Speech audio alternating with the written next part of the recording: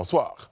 À bientôt, de grandes rencontres sur l'éducation en Côte d'Ivoire. Les états généraux de l'éducation seront lancés à partir du 19 juillet prochain. De quoi sera-t-il question? Nous y reviendrons.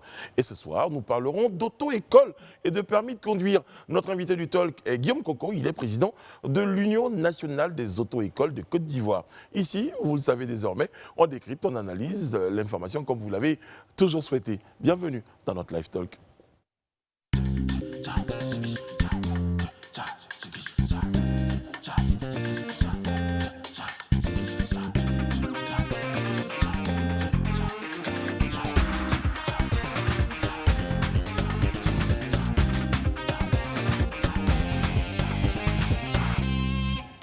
Oyez, oyez, on est toujours très heureux d'être dans votre compagnie. Nous sommes mardi aujourd'hui et c'est l'acte 2 de votre rendez-vous. Eh bien, nous sommes très heureux d'être chez vous à la maison. Nous sommes très heureux que vous acceptiez de nous accueillir chez vous à la maison à cette heure.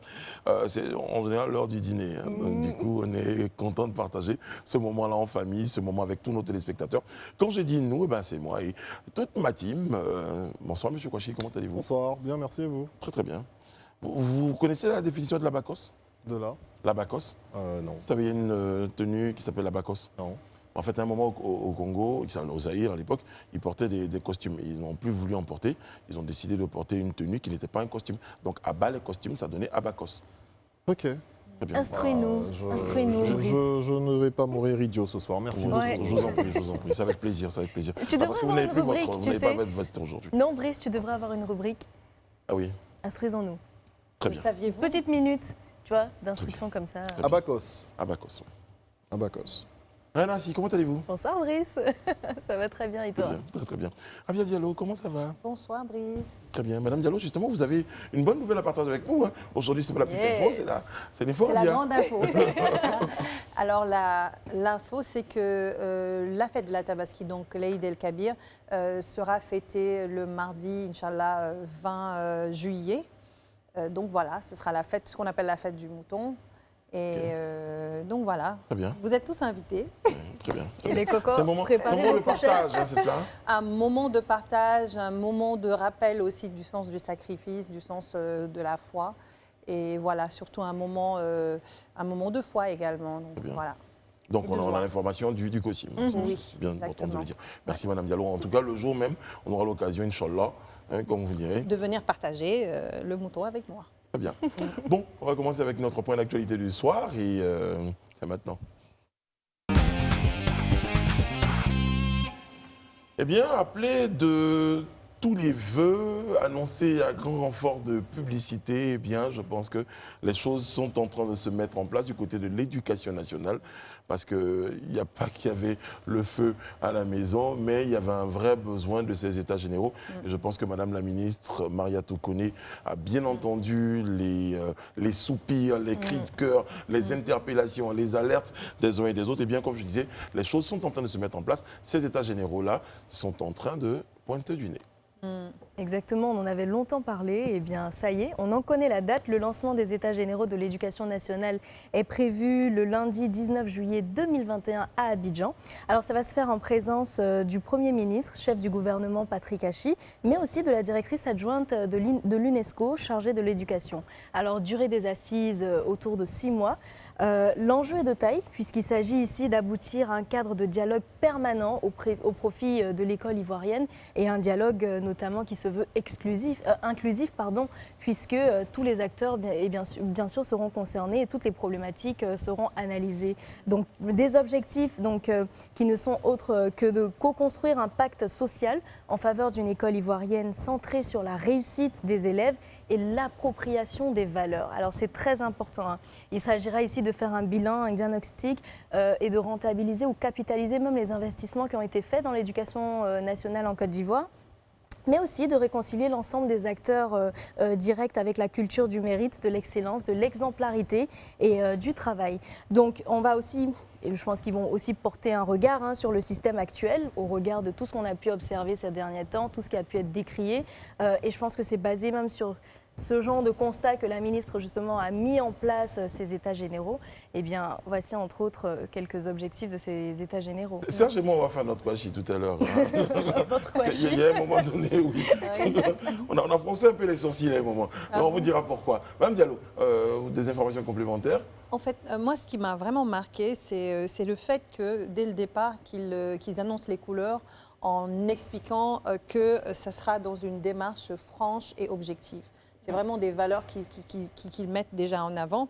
Une démarche également inclusive, comme elle en a parlé, et surtout une démarche qui va viser à impliquer toutes les populations qui sont concernés, disons. Et bien justement, c'est important parce que si on voit aujourd'hui le rapport du PASEC 2019, ben les foyers qui a récemment été publié. Voilà, qui a récemment été publié. L'interprétation de ce rapport était très controversée. C'est le ministère, non, c'est les parents eux-mêmes et tout. Oui, donc je crois que tout le monde sera réuni justement. Exactement. Justement, aujourd'hui, s'il y a une démarche inclusive et que ces populations, elles sont impliquées, c'est important qu'elles soient sensibilisées parce que l'éducation aussi continue à la maison. Et le rapport du PASEC pointait du doigt le fait qu'il n'y ait pas de suivi dans les foyers. Il n'y avait pas de suivi dans les foyers. Il y a également les insuffisances qui ont été notées en mathématiques et en lecture, principalement en langue aussi.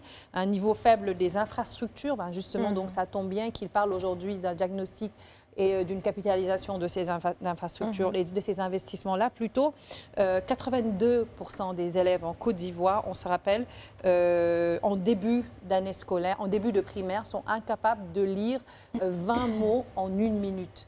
Ça aussi, ça faisait partie du rapport. En tout cas, c'est très bien aujourd'hui que Madame la Ministre également associe à ces états généraux-là l'UNESCO. Tout à fait. Pour dire qu'il y a un besoin que des partenaires extérieurs, c'est vrai intérieurs, mais extérieurs également, soutiennent l'école ivoirienne. Vous parlez d'infrastructures, il y a des écoles à construire. Pour tout vous dire, ma petite sœur, elle est enseignante dans un établissement quelque part au nord de la Côte d'Ivoire, mais je peux vous assurer que des photos que j'ai reçues, ce sont des établissements, des bâtisses souvent qui n'ont pas de fenêtres, et vous avez des indélicats qui utilisent là, ces classes-là, souvent la nuit comme latrine, c'est horrible. Et c'est le cas de le dire, hein, parce qu'on le sait, c'est au-delà justement de venir faire un audit justement de l'éducation nationale, ce sera aussi l'occasion de proposer, de recommander, de faire des propositions innovantes justement pour pouvoir penser les mots de l'éducation nationale en ce moment. Alors justement, à un moment, on a dit états généraux, oui, mais comment? Oui, moi je suis curieux en fait. C'est vrai qu'on accueille tous cette nouvelle-là qui semble être une bonne nouvelle pour l'éducation nationale en Côte d'Ivoire, mais sur 6 mois, avec tous ces intervenants, en essayant de faire naître un pacte social. Et un cadre de dialogue permanent, comme ils disent aussi. Ça paraît un peu long. J'aimerais vraiment voir la schématisation. Comment est-ce que ça va fonctionner? À quel moment est-ce que les parents et tous ceux qui sont observateurs de ce système scolaire-là pourront s'exprimer et donner, pourquoi pas, des pistes pour faire avancer? Donc, ton propos, ce que tu veux dire, c'est que le timing te paraît assez serré. Ça veut dire que jusqu'en décembre, on serait en train déjà de faire un diagnostic de ce qui marche ou ne marche pas au niveau de l'école ivoirienne. Ensuite, on va aboutir à des résolutions. À quel moment on va mettre en place ces résolutions? On est en train de perdre l'année. En tout cas, c'est un long processus. De toute façon, on n'est pas dupe. Hein. Ce n'est pas les états généraux de l'enseignement de l'éducation nationale en Côte d'Ivoire. On sait très bien que ça allait prendre du temps. Parce que de toutes les façons, c'est un secteur qui est miné à la hauteur du problème, comme dit Rabia. Mais voilà, je veux bien que ça démarre et qu'on voit comment ça fonctionne. Et j'aimerais bien avoir mon mot à dire également. Moi, je fais quand même confiance à ce process parce que je pense qu'il a été pas mal préparé. On sait qu'elle a eu beaucoup d'actions à mener justement avant le lancement de ces états généraux-là. Notamment, elle a eu à rencontrer donc, au Sénégal, par exemple, le président de la République, le ministre de l'Éducation nationale et aussi des ex-ministres en Côte d'Ivoire. Donc, je pense qu'elle a eu à à avoir un partage d'expérience avec ceux qui ont déjà été sur le terrain, qui connaissent ces réalités-là. Mais aussi, n'oubliez pas que bien qu'il y ait des états généraux, cela n'empêche pas de régler certains maux qui sont imminents. Donc même pour sauver l'année prochaine. Mais moi, je pense que avoir des fondations solides, prendre le temps de faire un vrai audit et ne pas seulement le faire pour le faire, ça aura des résultats sur le long Bon, et puis terme. d'ailleurs, pour moi, c'est une estimation. Hein. On ne peut pas dire qu'à la fin des 6 mois Ouais. exactement. Donc c'est une estimation, mais surtout, ça ne sera peut-être pas des états généraux ou des personnes où on va parler que des sujets sur lesquels on est tous d'accord pour avancer, mais il y aura également des discussions avec des syndicats. Et quand on sait que ces discussions-là, on ne connaît pas toujours comment elles se terminent parce que ce sont des points de vue qu'on confronte, il y a des revendications. Alors 6 mois, c'est il y a vraiment un grand chantier, 6 quand mois, même. c'est vraiment la durée des assises. Et il Ouais. faut savoir que justement, ça va être clôturé par la remise de la conclusion du président de la République. Donc après Allez. ça, justement, on suivra la feuille de route qui aura été établie. Moi, ce que ça m'inspire, d'abord, c'est un grand soulagement. C'était important et ça devenait urgent que ces Ah, ça, c'est sûr. assises se tiennent. Ce Ça, qui c'est me sûr. gêne, par contre, et c'est vraiment mon avis, ça ne m'engage que moi, c'est le fait qu'on puisse inclure un partenaire, peu importe lequel.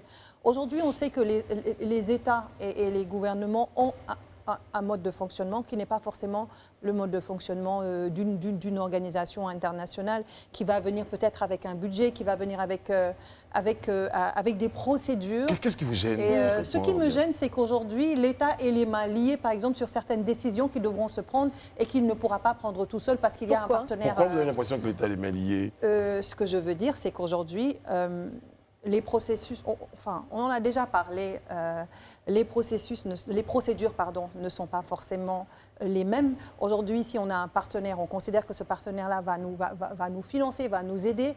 Et quand on nous finance et qu'on nous aide, on ne peut pas prendre de décision de manière libre à 100%, on est d'accord? Moi, je suis en pas fait, 100% d'accord parce que moi, j'estime pour moi, qu'avoir... c'est- Il va falloir peut-être préciser votre idée pour Ce que je veux dire, c'est bien, Rabia. ce que je veux dire, c'est qu'aujourd'hui, on devrait pouvoir gérer ce problème qui est nôtre en toute indépendance, en fait. Mais le Ouais. partenaire, il est partenaire, donc il apporte un financement, mais forcément, quand vous Il a apportez aussi un un regard financement, dessus, il a un exactement. regard de... En Oui. fait, ce n'est pas un regard de décision en vrai, donc il apporte son financement. Et il l'UNESCO regarde reste quand à même quoi- un organisme qui a de l'expérience dans ce domaine. C'est un organisme qui est très engagé pour l'éducation. Et moi, je pense que c'est Vous avez toujours- l'impression que c'est une forme toujours d'épée mieux. de Damoclès de policier qui a un regard Au fait, sur... oui, C'est ça je C'est pense, ça je pense qu'on devrait pouvoir être indépendant si on veut arriver à des résultats efficients. Parce qu'aujourd'hui, quand on parle d'inclusion, quand on parle d'impliquer des populations, c'est avec nos réalités, c'est avec d'autres choses qui ne vont pas forcément Rien n'empêche que les réalités soient reflétées. Et moi, je pense que, Oui. est-ce qu'on a vraiment les moyens d'aller seul, justement, Une fois que à les cette- à réalités, cette forme d'état généraux une fois et à que les l'établissement des réalités états sont généraux. reflétées et qu'il y a peut-être certains besoins ou certaines choses à mettre en place qui ne seront pas forcément en conformité ou en accord avec ce que le partenaire veut, on est bloqué. Mais Rabia, dans tous les domaines, dans quasiment tous les domaines aujourd'hui, les pays, les États travaillent avec des partenaires. Aujourd'hui, Des organismes des organismes internationaux. internationaux dont nous Notamment. faisons partie. C'est pas. Et c'est aussi gage de crédibilité, généralement. Bah oui, et puis C'est bon, aussi écoutez, gage de la question qu'elle vous a posée, Rayana, tout à l'heure, c'est est-ce que vous pensez qu'on a aujourd'hui les moyens de tout gérer tout seul? Mais c'est ce que je trouve dommage quelque part, qu'on Très bien, on ne a- puisse pas avoir aujourd'hui les moyens de pouvoir gérer nos problèmes en toute autonomie. En fait, c'est juste ça. Moi qui me dérange, parce qu'une fois qu'on a un partenaire, on n'a pas les coups des franges pour pouvoir décider tout seul de comment est-ce qu'on va gérer tel ou tel problème. Eux, ils disent plutôt qu'on a besoin de partenaires pour nous aider à mettre en place un certain nombre de structures. Et les partenaires ne viennent pas définir votre politique. Les partenaires, s'ils vous donnent un financement, ils Ils viennent regardent, accompagner. juste accompagner et surtout Sans regarder. condition, Pardon? Brice? Sans condition? Ben, si on construit 10 écoles, on vous donne 10 milliards pour construire 10 écoles, ils ont bien envie de savoir, est-ce que les écoles vont vraiment être construites? Est-ce que les écoles vont être entretenues? Et Mais est-ce c'est que, pas- ces conditions partent, je veux dire, en paradoxe avec ce qu'on aurait souhaité pour Pas du nos tout. écoles? Non, Pas du je tout. pense que Peut-être que l'UNESCO oui, mettra... peut-être que non. Ah mais non, Très non, bien. non, Donc, non, en quand tout même cas, pas. Mais on a compris votre point de vue, Madame Diallo. Moi, je me rappelle qu'en tout cas, en décembre dernier, le Sénat a validé près de 1000 milliards pour le secteur de l'éducation nationale en Côte d'Ivoire. Hein. Donc, dont 593 milliards, si ma mémoire est bonne, pour le préscolaire et le primaire. Bon, allez, ce serait vraiment bien qu'on puisse faire véritablement le diagnostic de l'éducation nationale en Côte d'Ivoire parce qu'on ne pourra pas nous dire qu'on manque de budget à ce Tu seras niveau-là. content parce que dans les premiers objectifs, on a fait un diagnostic de tous les investissements dans le secteur éducatif. J'allais terminer avec ça. Je veux dire, ces 6 mois-là, pour moi en tout cas, ça ne sera pas le début. Ce n'est pas maintenant qu'on va régler les problèmes en 6 mois, mais on aura au moins le doigt sur le problème ou sur les problèmes qui minent le secteur de l'éducation nationale en Côte d'Ivoire. Et c'est un pas vers la résolution. Parce qu'une fois qu'on a trouvé le problème, on peut le régler. Très bien. En tout cas, les regards sont tournés vers ces états généraux-là qui, on le rappelle, débutent le 19 juillet 2021. États généraux qui vont donc prendre en compte tous les problèmes de l'école ivoirienne, qui vont faire intervenir tous les acteurs et partenaires donc, qui accompagnent donc, les efforts des uns et des autres pour qu'on ait une école plus performante, une école dont on est véritablement fier. Bon, on croise les doigts, on regarde et bon espoir. On marque une pause. À tout de suite. Ah, tu fais l'orchestre. Exactement. Notre invité ce soir est M. Guillaume Coco. Il est avec nous sur ce plateau. Il est président de l'Union nationale des auto-écoles de Côte d'Ivoire. Bonsoir, M. Coco. Bonsoir. Comment allez-vous? Je vais très bien, et vous? Très bien, merci. Eh bien, la semaine dernière, vous aviez menacé de suspendre, c'était le 12 juillet, je m'en souviens. Vous avez menacé donc de suspendre toute activité liée aux auto-écoles. Et puis, vous êtes passé de la menace à l'exécution. Première question. De quoi vous plaignez-vous concrètement? Merci. En date du 3 mai, notre ministre de tutelle a bien voulu nous associer, nous appeler au cabinet pour dire que, compte tenu de tout ce qui se passait avec ses collaborateurs, il a décidé de suspendre un certain nombre d'inspecteurs et les faire remplacer par des gendarmes évaluateurs. Ce que nous avons accepté.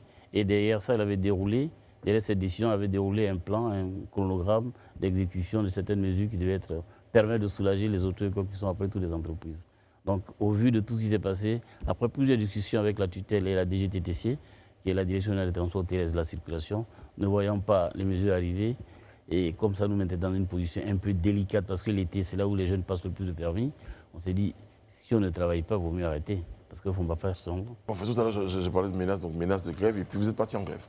Non, on est parti en grève. Vous avez menacé de partir en grève. Vous êtes tous partis en grève. Ça n'a pas été mis en exécution, parce que le vendredi, on a été reçu par le DIRCAB au cabinet. On a échangé longuement et tous ceux sur lesquels on n'était pas d'accord, surtout pour un problème de quota, il faut dire juste pour un problème de quota, parce que jusque-là, on pouvait faire passer les examens à nos candidats sans quota, mais avec la diminution du nombre des évaluateurs qui sont passés de 40 à 25, sur toute l'étendue du territoire, on avait des difficultés à planter nos candidats aux examens. Je vais revenir à vous tout à l'heure. Alors, Monsieur Coco, on se rappelle le 26 avril 2021 dernier, le gouvernement a décidé de suspendre tous les inspecteurs chargés de faire passer les examens de permis de conduire aux candidats qui sont soupçonnés de délivrer avec légèreté les permis de conduire, en fait. Ce qui serait la cause de ces accidents de la route. Entre l'une des causes. Oui, c'est pourquoi j'ai parlé au conditionnel, ce qui serait une des causes, une des causes des accidents qu'on connaît ces dernières années. Alors, comment vous positionnez par rapport à ça? Mais nous, on est très à l'aise parce qu'on en a parlé. Il y a 10 ans en arrière, déjà, on avait prévenu les autorités par rapport à un phénomène qu'on appelait le phénomène des bons au permis de conduire. Ça veut dire des promotions de permis de conduire, des bons de permis de conduire. Et là, vraiment, si on veut rentrer dans les détails, c'était un peu l'affaire de tout le monde. Que ce soit du politique à l'homme d'affaires, et tout le monde passait par là pour offrir des permis sociaux à la jeunesse, moyennant des prix complètement dérisoires. Et ça, on l'avait dénoncé. Que ce qu'on est en train de faire là maintenant, là, les conséquences vont être dramatiques dans 10 ans. Mais au-delà même de ça, il y a encore le côté professionnel, parce qu'il faut qu'on fasse la différence entre quelqu'un qui vient acquérir un permis à l'auto-école et quelqu'un qui va en faire sa profession. Ça veut dire qu'il devient un conducteur professionnel. Il ne va pas avoir les mêmes formations que quelqu'un qui est venu pour passer un permis lambda et qui va conduire un petit véhicule et qui va se déplacer pour ses besoins personnels. Mais quand on doit former un professionnel de la conduite, il faudrait qu'il y ait un programme adapté à cette formation-là. Donc c'est pour ça qu'on parle de permis C et D qui sont des permis professionnels et on a travaillé là-dessus. Et je pense qu'il y a des mesures qui arrivent. Excusez-moi, M. Coco, juste pour rebondir un peu, quand vous dites que vous aviez prévenu il y a 10 ans de cela avec ce phénomène de bons, on a pu assister, hein, notamment les municipalités qui donnaient des bons aux jeunes et tout. Mais après, la formation vous revient. Quand un maire, par exemple, décide de donner des bons donc, à des coûts réduits, un permis de conduire, c'est qu'il est sûrement allé voir une auto-école et qu'il y a eu compensation quelque part au niveau de l'auto-école qui, elle, est censée délivrer la formation et le permis. Donc, que ce soit gratuitement ou que ce soit avec des réductions, quand on vous envoie des gens pour se faire former, Il y a ce Est-ce que ça volet remet en formation. question le est-ce type que de ça remet formation en question la formation, Ça justement? remet en question la formation. Ça, je peux vous le dire. Pourquoi? Parce que déjà, au départ, ce qu'on a dénoncé, sur quoi on a travaillé, et on espère qu'avec la signature de l'arrêté de notre ministre, ça va prendre fin, c'est qu'il n'y a pas de programme national de formation permis de conduire. C'est vraiment là, c'était vraiment une grosse lacune. Et quand on parle de programme de formation, il y a forcément un volume d'heures qui correspond à la formation que les gars doivent recevoir. Donc, vu que ça n'existait pas, l'individu lambda qui est passé par le maire, et le maire qui fait semblant ou qui prétend aider ces jeunes, leur dit par exemple, je donne un exemple tout banal, monsieur, on dit on donne 1000 permis à un candidat, à tous les candidats de la jeunesse de tel quartier, et ils sont 1000. Ils sont 1000 et le gars il donne 25 millions à l'auto-école.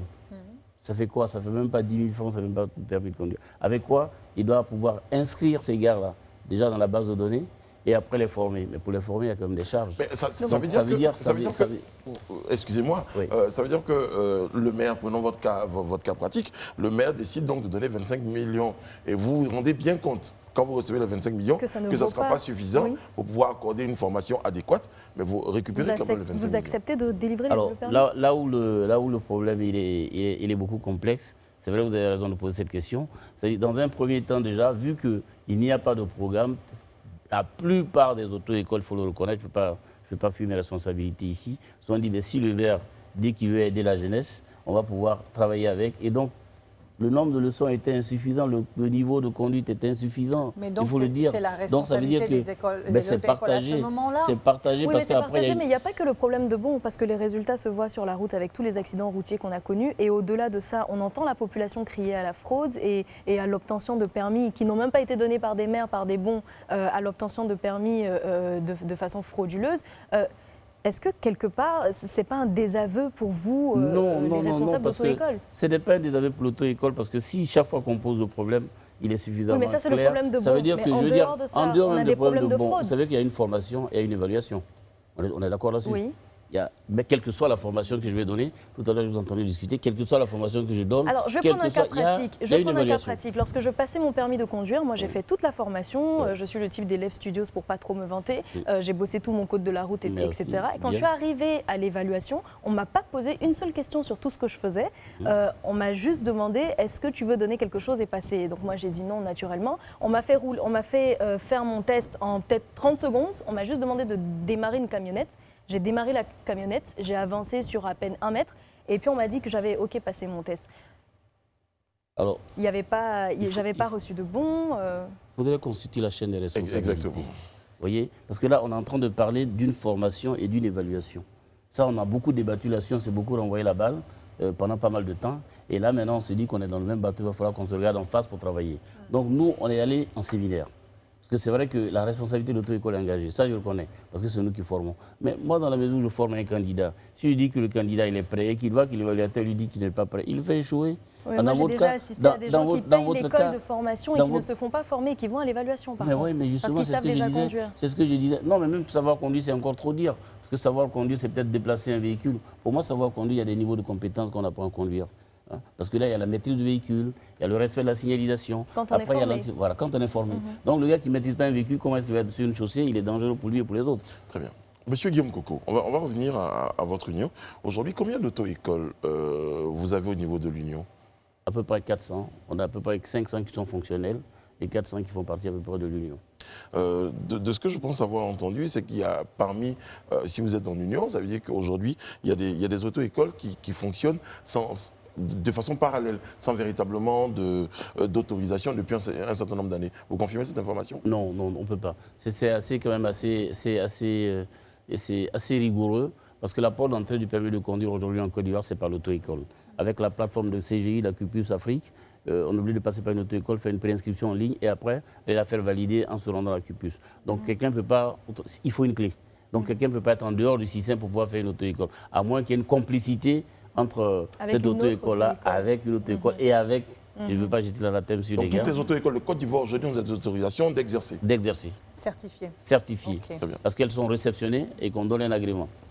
Et quand vous essayez tout à l'heure de nous dire que les responsabilités sont partagées, ne serait-ce qu'au niveau de la formation, parce que vous n'avez pas de programme national de formation au niveau des auto-écoles, qu'est-ce qui est fait justement pour obtenir ce programme-là? Parce qu'à vous entendre, chaque auto-école a son programme de formation.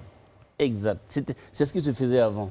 Et donc, il y a à peu près 10 ans de cela, on a invité, lors de notre premier séminaire, des partenaires canadiens qui sont venus nous rencontrer, l'AQTR, l'Association québécoise de transport. On a travaillé ensemble. Et les ministres, même notre ministre dans le temps de tutelle nous a aidés. On a fait un séminaire dans lequel on a produit déjà des éléments avec des résolutions que nous avons déposées. Et on s'est dit qu'on ne peut pas véritablement faire une vraie formation si on n'a pas de programme, si on n'a pas de PNF, si on n'a pas un programme de formation. Ça ne peut pas se faire, sincèrement. Donc on a essayé de faire ça, de soumettre. Et par plusieurs reprises, on a même demandé à notre ministre de tutelle. Et cette fois-ci, il a fait valider. On attend, il veut le faire sous forme de décret. Donc on attend qu'il signe le décret qui va, en ce moment-là, assainir toute la corporation. Donc à partir de là, il y aura un volume d'heures, par exemple, pour le permis B. On va dire un minimum de 10 séances de conduite. La séance dure 45 minutes. Et une séance à peu près 20 séances de cours théoriques. Et puis à partir de là, si les bases y sont, c'est vraiment des minima. Hein. Ça ne veut pas dire qu'après les 10 cours, là, c'est fini, il s'en va tout de suite. C'est des minima. Tout à l'heure, mademoiselle Rihanna Assi a évoqué une situation, on va le dire clairement, la situation de la corruption au niveau du processus pour l'obtention d'un permis de conduire. Qu'est-ce que vous répondez à cela, monsieur Kobo? C'est ce que je dis, que ça, c'est vraiment... Si on va se renvoyer la balle, chaque fois, c'est la vieille guerre là, de l'auto-école et de l'évaluateur. Ça, vraiment, moi, j'ai connu ça depuis des années, ça ne fait qu'exister. C'est très souvent, quand un corrupteur a corrompu. Donc, ça veut dire, chaque fois qu'on arrive à ce débat-là, nous, on s'est dit, nous sommes formateurs. Moi, je n'ai jamais signé un permis. Aucune auto-école n'a jamais signé un permis. Il y a un évaluateur qui est désigné par l'État de Côte d'Ivoire qui a même prêté serment. C'est lui qui évalue, c'est lui qui délivre, c'est lui qui dit tout. Et puis après. Il y a parfois des Mais complicités. par contre, quand ça se passe comme ça, il y a toujours l'interface, c'est-à-dire l'auto-école, entre Et il y a la beaucoup de formée complicité. et l'administration, en fait, parce que c'est eux qui sont un peu les coachs, c'est eux qui suivent, c'est eux qui vont voir après, c'est eux qui récupèrent le permis de conduire. Et voilà. Mais Donc, au-delà on de peut ça, pas- on même peut à pas- l'inscription à l'auto-école, on vous propose ouvertement parfois de payer, de ne pas faire la formation et de vous accompagner à l'évaluation. Donc, Alors, comme ça- si vous ça- aviez fait ça, la je ne formation. peux pas dire que dans notre Donc ça, c'est corporation, du il n'y a fait pas des de... il y a pas de- auto-écoles. Je ne peux pas dire que dans notre corporation, tout le monde est sain. Hein. Mais c'est ça le problème qu'on soulève ce Tout soir. le monde n'est C'est pas ça sain, le c'est le problème. qu'on soulève. Mais c'est pour ça que je dis qu'on a travaillé là-dessus. On a énormément travaillé. Et au jour d'aujourd'hui, quand vous regardez certaines auto-écoles, vous pouvez aller déjà visiter quelques auto-écoles depuis près de 5 ans. C'est déjà au niveau enseignement. Chacun reste dans son établissement et essaie désormais de donner un enseignement.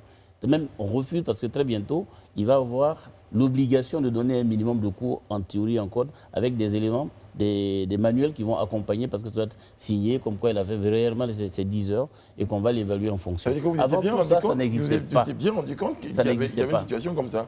Oui, il y avait une situation comme ça, mais ça arrangeait bien tout le monde. C'est comme plein de choses, je vous ai entendu parler tout à l'heure. Il y a bien des choses comme ça qui passent dans cette Côte d'Ivoire, là, sur lesquelles on a pendant longtemps fermé les yeux, mais il faut que ça s'arrête un jour. Et nous, on a pris nos responsabilités, on n'a pas attendu qu'on nous dise non. On s'est dit non, il faut qu'on aille parce que non seulement nous sommes des petits opérateurs économiques, mais ça ne nous arrange pas.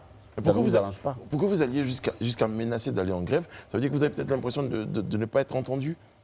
La grève qu'on a décidé de faire, qui était prévue pour le 12, ça veut dire que dès l'instant où on est passé de 40 à 25 inspecteurs pour toute la Côte d'Ivoire, ça trouve que les gars qui faisaient les examens, les auto-écoles pardon, qui faisaient des examens par semaine, sont réduits à un examen tous les 15 jours ou même un examen par mois. Alors que cette période-là, on a beaucoup d'étudiants et on a les bacheliers, on a tout le monde qui veut passer son permis à tous les coups avant et partir. Et donc, ça fait qu'on ne peut pas les présenter. Donc, au lieu de faire semblant, parce que là même récemment, plusieurs de mes membres ont été même violemment menacés par des élèves qui veulent à tous les coups passer leur examen. Ce n'est pas de notre fait. Il faut une programmation. Donc, on s'est dit, bon, au lieu de se faire violenter ici, autant dire qu'on arrête, on est fermé. Il n'y a pas d'examen, il n'y a pas Je d'évaluateur. reviens à ma question. Justement, vous constatez un fait. Vous avez un ministre de tutelle ou un ministère de tutelle. Est-ce que vous vous engagez une discussion? Est-ce que vous avez l'impression de n'avoir pas été entendu pour que vous menaciez en fait? Bien sûr, M. Boris. On allait, notre interlocuteur direct, c'est une des directions, la DGTTC et le cabinet. On a discuté, on a essayé plusieurs fois de les contacter pour dire que cette histoire de quota n'arrange pas du tout les auto-écoles. Mais en plus, même les candidats, il y en a qui s'amènent à 4 h du matin, qui restent jusqu'à 18 h pour pouvoir, et qui ne sont pas examinés. À l'intérieur, il n'y a pas qu'Abidjan, le permis de conduire, c'est toute l'étendue du territoire. Donc la situation était intenable. Donc on est allé voir, on a dit il faut absolument faire quelque chose. Ils nous ont dit la période est transitoire, on va attendre jusqu'à la fin de la période transitoire. On ne peut pas attendre, ça ne peut pas durer comme ça. Alors, ça peut pas se moi faire. j'ai une petite question par contre, dans une de vos Une sorties. toute petite parce qu'on va à la pub. Oui, vous aviez évoqué la question de la qualification des compétences des gendarmes aujourd'hui. Comment vous évaluez ça Très après bien. leur installation? C'est une question très importante, je précise, hein, je vais la garder quand on va revenir à la pub parce que c'est une question vraiment qui est importante. Et voilà, exactement, vous cherchez à vous glisser avant la pub, on vous a rattrapé. À tout de suite. On parle de l'implication des gendarmes, c'est la question de Rihanna Assi. Oui, alors je demandais justement, je disais que dans une de vos sorties, vous aviez évoqué justement la question de la qualification et des compétences de ces gendarmes. Alors aujourd'hui, on va dire que ça fait environ 3 mois qu'ils sont sur le terrain, comme on le dit ici. Comment vous évaluez ça? En tout cas, nous, on n'a pas, du point de vue de l'évaluation, nous sommes tout à fait satisfaits de leurs prestations. C'est vraiment d'une qualité, d'une rigueur. Et tous les candidats qui arrivent maintenant savent que c'est un vrai examen. Et puis ils sont déjà tout de suite impressionnés. Ils sont déjà impressionnés parce qu'en plus, c'est des officiers supérieurs. Donc tout se passe le plus correctement possible du monde et nous sommes satisfaits. Ce qui a gêné un tout petit peu au début, n'était pas habitué au système, donc ils étaient très lents. Et donc ça crée quand même des bouchons, comme ce que j'ai évoqué tout à l'heure. Les candidats attendaient trop longtemps au plateau. Tu vas pour un code à 8 h, tu finis à 17 h toute la journée, c'était pénible. Et après 3 mois dans ce nouveau système, est-ce qu'il y a réellement des changements peut-être dans le taux de réussite maintenant au niveau du passage du permis? Moi, ce qui me satisfait le plus, même, c'est que les candidats qui appellent pour dire, bon, je vais aller en examen, mais je sens que je ne suis pas prêt. Hein. Avant c'est eux qui mettaient la pression pour dire présentez-moi, présentez-moi. Maintenant, c'est eux-mêmes qui appelaient pour dire bon, je ne suis pas prêt, est-ce que je peux continuer encore à prendre des leçons parce que réellement, là-bas, vraiment, mon ami est parti ou ma soeur est partie, ma copine est partie, elle a eu honte. Donc, les gens, on prend tous conscience parce que, comme je dis, le permis de conduire, la sécurité routière, c'est l'affaire de tous. Hein. Quand il y a un accident, là, c'est vraiment l'affaire de tous. Mais je pense que ce qu'elle essaie de demander, c'est des formes d'évolution en termes de chiffres de taux. Aujourd'hui, il y a eu des dispositions qui ont été prises parce que certaines personnes ont été soupçonnées de corruption. On les a remplacées par d'autres personnes. Oui. Après ce remplacement, après ce nouveau système qui dure depuis 3 mois, est-ce qu'au niveau des taux de réussite, il y a eu un changement ou pas? Moi, je dirais qu'au niveau, on n'a pas des statistiques en situation réelle. Il ne faut pas que je dise des bêtises. Ouais. Mais je pense que dans l'appréciation de l'examen, même les usagers, même ceux qui viennent apprécient vraiment que c'est désormais un examen. Donc, on n'a pas des chiffres pour dire qu'à telle période, quand on examinait des candidats, il y avait 100. Maintenant, avec les gendarmes, il y en a 50. Je ne peux pas vous donner des chiffres pareils. Pour l'instant, en tout cas. Ce serait important de les avoir. Ce serait important et intéressant de les avoir. Ce serait vraiment ça du domaine de l'administration. Ceux qui peuvent peut-être faire des stats là-dessus. En gros, vous êtes satisfait de cette réforme du permis de conduire ou il y a encore des manquements selon vous? Bon, on ne peut pas dire. Nous, pour le moment, ce qui nous est annoncé, et là, on l'a dit plusieurs fois à notre ministre de tutelle, c'est que à 3 reprises, le dernier séminaire qu'on a eu avec eux, sous sa convocation, c'était dans un hôtel ici, et on a pris toutes les résolutions. Et donc, il suffisait qu'ils signent l'arrêté. Et dans la mise en application de cet arrêté, maintenant qu'il fait un décret qui va être signé par le président de la République, ça allait vraiment faire l'assainissement de notre corporation. Donc, on est satisfait des mesures qui sont prises, mais qui ne sont pas encore validées pour être mises en application. Alors, donc, on est tous dans l'attente. Une question, je pense, tout aussi importante pour assurer justement la pérennité des actions qui sont mises en place en ce moment. On sait que c'est sur une période temporaire que ces gendarmes prennent le relais, mais qu'est-ce qui est fait pour assurer l'après de cette période? Comment est-ce que vous mobilisez justement les membres de votre association, par exemple? Par exemple, pour mobiliser les membres de notre association, on a eu plusieurs séminaires dont, par exemple, le niveau aujourd'hui d'équipement des auto-écoles est très faible. Vous allez dans une auto-école, c'est vrai, elle a peut-être un véhicule qui est en panne, une salle qui va... Donc, on a essayé de voir des partenaires. On est en tout moment pour parler à des partenaires pour mettre en place des systèmes qui vont permettre d'équiper les auto-écoles. Et la question de la fraude ou de la corruption? Non, c'est pas le problème de la corruption, moi je ne veux pas en parler. Moi, je ne suis pas évaluateur. Ça me gêne quand vous parlez de la fraude. Oui, et ça existe, je ne dis pas que ça existe, mais la fraude, elle existe partout dans tous les domaines. Pour rester sur ce que vous étiez en train de dire, pour ne pas qu'on aille dans plusieurs sens, il y a 400 auto-écoles environ aujourd'hui. Vous nous dites à cette table que certaines auto-écoles connaissent des difficultés au niveau de la logistique, même, notamment des voitures, la logistique de formation des voitures et les salles. Serge, vous me permettez de juste préciser que les 400 auto-écoles font partie de l'union que vous dirigez. Mais il y a d'autres écoles qui font partie de l'union. Parce qu'il y a 3 fêtières. Vous n'avez pas de critères qualité pour que ces auto-écoles ouvrent? Vous n'avez pas de suivi au niveau justement de toutes ces auto-écoles-là pour vous assurer qu'elles ont toute la logistique nécessaire pour former? Est-ce qu'il y a des sanctions également en votre sein pour celles qui ne respectent pas, si jamais il y a ces normes de qualité? C'est exactement ça. C'est exactement ce à quoi on a pensé, parce qu'au départ, donc jusqu'ici, ça n'existe pas. Quand on réceptionne une auto-école, elle doit montrer le matériel, elle doit déjà le minimum, c'est avoir un véhicule B, une salle de code, et puis elle est réceptionnée. Donc c'est parce qu'elle peut faire de la moto, elle peut faire du camion. Mais ce qui est obligatoire à la réception, il faut au moins avoir le véhicule B. Donc tout le monde, toutes les auto-écoles de Côte d'Ivoire qui réceptionnaient sont censés avoir un véhicule B qui fonctionne. Mais si ce véhicule-là, il n'y a pas un système mis en place pour pouvoir renouveler le parc automobile, comme nous l'a promis la tutelle avec le Fonds de développement des transports, c'est dit qu'il y a des problèmes. Alors, un cas pratique. Je m'inscris dans une auto-école et on me dit que le véhicule B est en panne, par exemple. On vous remonte l'information. Qu'est-ce que vous faites? Et moi, c'est pour ça que je demande à tous ceux qui arrivent chez moi, en particulier ou chez nos auto-écoles, de poser la question de savoir déjà, je rentre, je vais inscrire mon fils, je vais voir le véhicule, est-ce qu'il fonctionne? Et la salle de code, est-ce qu'elle fonctionne? C'est ce que je conseille aux parents, est-ce qu'elle fonctionne? Je me rends compte, est-ce que réellement l'auto-école où je suis allé est une auto-école fonctionnelle? Dans le cas où elle ne fonctionne pas, qu'est-ce que vous faites? Et dans le cas où l'auto-école ne fonctionne, on a déjà pris beaucoup de contacts, donc on a demandé, parce que la plupart du temps, ils étaient tous dans l'informel, aucune comptabilité, aucune. Donc on a beaucoup travaillé pour que toutes les auto-écoles puissent avoir un compte commercial, des états financiers, des comptabilités pour qu'on puisse travailler, parce qu'aucune banque ne peut vous accompagner pour quelqu'un qui prend l'argent et qui le met sur lui et qui ne le dépose jamais en banque. Donc déjà, le travail qu'on a fait au niveau de l'Union, c'est de faire en sorte que tous nos membres soient déjà devenus des toutes petites entreprises. C'est ce qui nous a valu notre adhésion à la FIPME, à la Fédération Ivoirienne des petites et moyennes entreprises. Donc on a déjà essayé de les mettre dans le secteur formel. Là, c'était très difficile. Nous sommes en fin d'émission, M. Coco, justement face aux caméras de l'ITV et certainement à tous les Ivoiriens. Qu'est-ce que vous proposez aujourd'hui concernant la question des réformes? Quelles solutions vous proposez de façon très concrète pour qu'on sorte un peu de cette situation? Alors, ce que je propose vraiment concrètement, j'ai dit deux fois, je vois des parents qui payent des écoles très chères, ça je le dis souvent, et quand il s'agit du permis de conduire, ils vont aller chercher des bons pour que l'enfant ait un permis à 35 ou 40 000. Ça me déplaît, ça me désole. Il va falloir que chacun sache que là, le véhicule tue.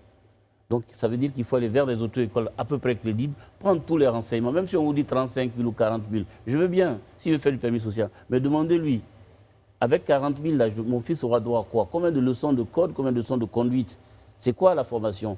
Je crois qu'une fois qu'on prend tous ces renseignements-là, ça va responsabiliser à peu près tout le monde, parce que les gens, très souvent, ils vont plutôt acheter un sésame que penser à la sécurité de leur propre. J'ai envie de dire, combien coûte un permis de conduire? Le permis A, 100 000, le permis B, sans les frais de CUPUS, 120 000, le permis ABC, 150 000, et le permis ABC2, 170 000. Les discussions avec la tutelle se poursuivent? Ça se poursuit très bien. Très bien. Donc, on espère que vous trouverez donc l'occasion de vous entendre, j'ai envie de dire. Vous entendez très bien déjà? On s'entend très très bien parce que chaque fois qu'on leur demande de venir, qu'ils nous appellent à la table de discussion, on est présent et on fait des propositions.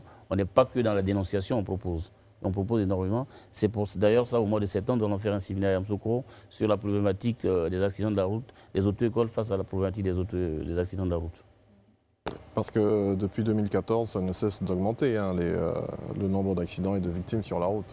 Et quand vous êtes sur l'autoroute et qu'il y a un transport de voyageurs qui vous dépasse à 120, alors que vous êtes à 110 et qu'il s'est marqué, est-ce que là c'est du fait de l'auto-école? Peut-être qu'il ne sait pas lire le panneau qui marque 120, peut-être. Et certainement qu'il y a aussi d'autres mesures, on parle de vidéo-verbalisation et d'autres mesures, pas forcément les auto-écoles, d'autres mesures qui sont en train d'être mises en place. Avec la vidéo-verbalisation, oui. Et d'autres mesures. Donc, en fait, vous l'avez dit, c'est une responsabilité qui est partagée, qui est collective.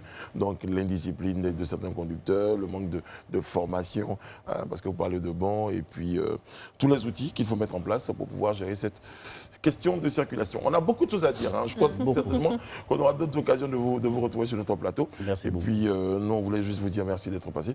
Merci à vous, chers amis autour de cette table.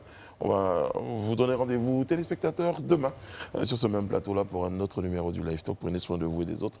Que Dieu veille sur vous, que Dieu veille sur la Côte d'Ivoire. À demain.